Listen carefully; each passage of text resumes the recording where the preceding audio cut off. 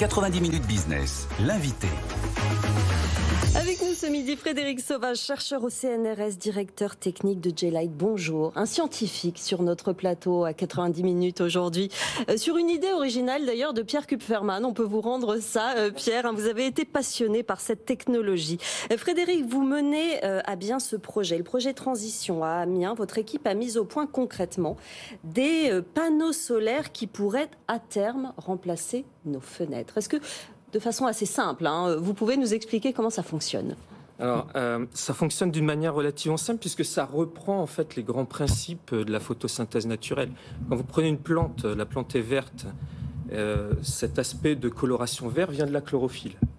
La chlorophylle, elle a pour but d'absorber la lumière, elle produit de l'électricité à l'intérieur de la plante et cette électricité sert à produire elle-même du glucose. Donc la plante l'utilise justement pour croître. Nous, on reprend le même principe, sauf qu'au lieu de pigments naturels, on développe des pigments synthétiques.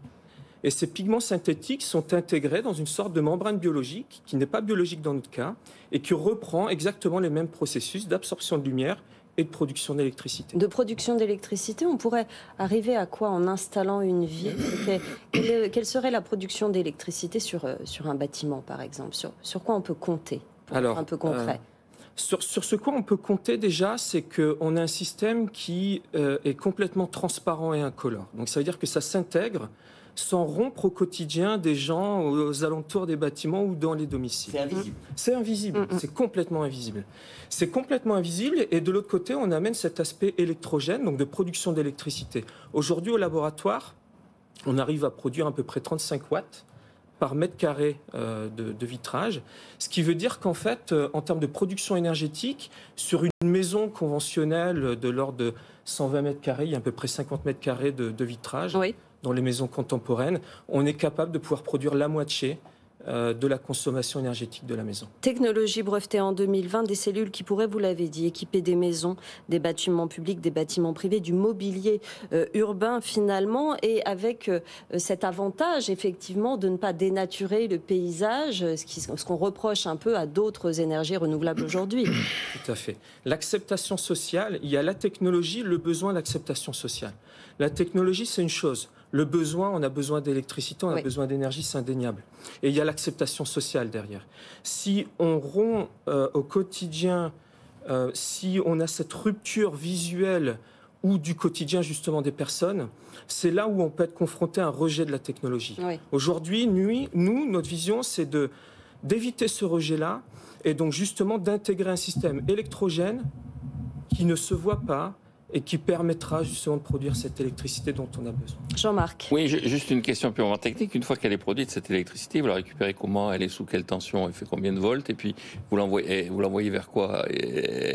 Vous chargez des batteries? Vous la mettez dans le circuit? À l'heure actuelle, bon, c'est expérimental, mais vous allez la mettre dans le circuit d'EDF. Vous allez faire comment de cette électricité? Il y a plusieurs possibilités. En effet, soit on produit et on utilise localement cette électricité à des fins d'électroménager, à des fins de... Encore une fois, elle est sous quelle tension à peu près? Pardon? Elle sera à quelle tension à peu près? On peut toujours élever les tensions. Aujourd'hui, on peut avoir des systèmes qui produisent 12 volts et l'électronique permet d'élever.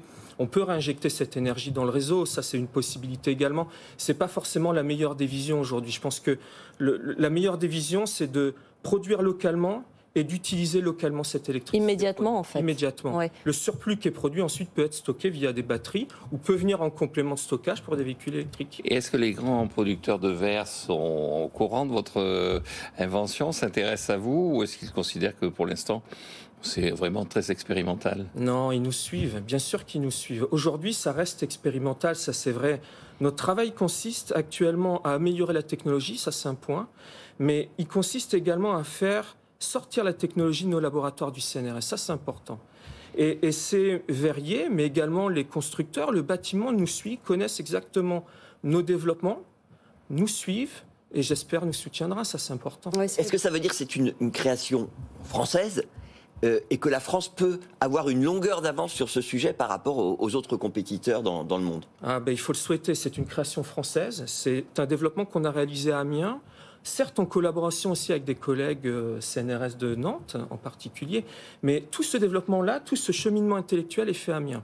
Et aujourd'hui, on souhaite vraiment industrialiser cette technologie-là, mais cette technologie industrialisée en France. Mais on est les seuls où il y a d'autres pays qui ont des technologies approchantes, qui sont sur des mêmes logiques, des chercheurs, j'entends. En effet, on a de la concurrence. On a de la concurrence du MIT aux États-Unis qui développe un système qui est un petit peu différent, mais la finalité reste la même, c'est-à-dire ils cherchent à développer des systèmes de vitrage électrogène non intrusifs, transparents, incolores. Je rappelle que votre projet a été lauréat du premier appel à manifestation d'intérêt résilience énergétique, initié par le réseau des sociétés d'accélération des transferts technologiques et l'ADEME dans le cadre du plan France 2030. Concrètement pour vous, vous l'avez dit, vous améliorez encore aujourd'hui la technologie, mais le calendrier, c'est quoi vers l'industrialisation déjà ? Alors, sortir la technologie du laboratoire, créer la chaîne de valeur entre les investisseurs, les scientifiques, les ingénieurs et puis les futurs intégrateurs. Ça, c'est extrêmement important, cette chaîne de valeur. On doit aller vite, on doit faire bien, on doit être performant et on doit en tout cas avoir un avantage concurrentiel.